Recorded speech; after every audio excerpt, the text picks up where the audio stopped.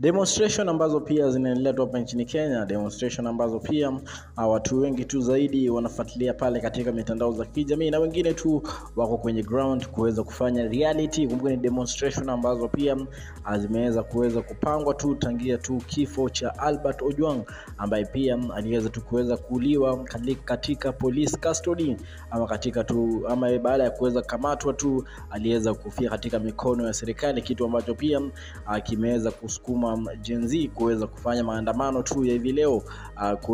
kuweza kuwakumbuka watu ambao pia walikuwa wameweza kufariki the last time katika protest za finance bill last year date 25, na leo tu ilikuwa siku ambao pia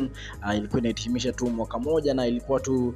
siku ya leo ya kuweza kukumbuka watu ambao pia waliweza kufariki the last time. Lakini kwa kitu ambacho pia kimeweza kufanyika katika demonstration baada ya kusemekana kwamba kuna polisi mmoja wa Tanzania ameweza tu kuweza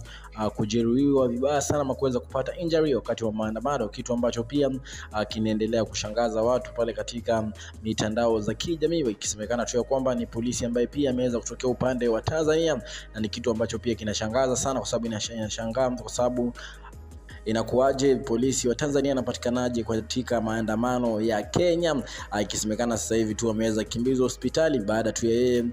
kuweza kushika tear gas ama vitoa machozi kuweza kurushia waandamanaji, kisha mwisho wa siku tu ikaweza kumlipukia kwenye mkono, kwa sababu si mara ya kwanza kitu kama hicho kuweza kufanyika katika maandamano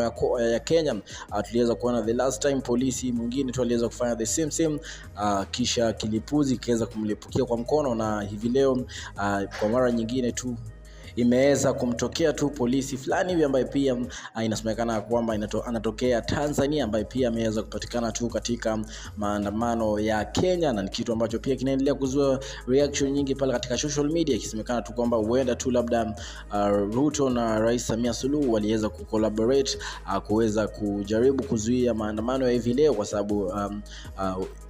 pia tu sasa hivi Tanzania kuna kitu ambacho pia kinaendelea cha no reform no election, na huenda tu labda pia ni kitu ambacho pia kinampatia sana Samia Suluhu pressure,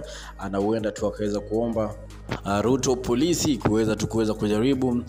kulinda uchaguzi ambao pia utakuwa unakuja hivi karibuni kule Tanzania. Ni issue ambao pia ni maandamano tutakuwa na follow pale katika social media ama katika mitandao za kijamii, atakuwa na update kila kitu ambacho pia kinaendelea, na make sure umesubscribe kwenye YouTube. Baby wa baby now. Alafu huyu ni baby.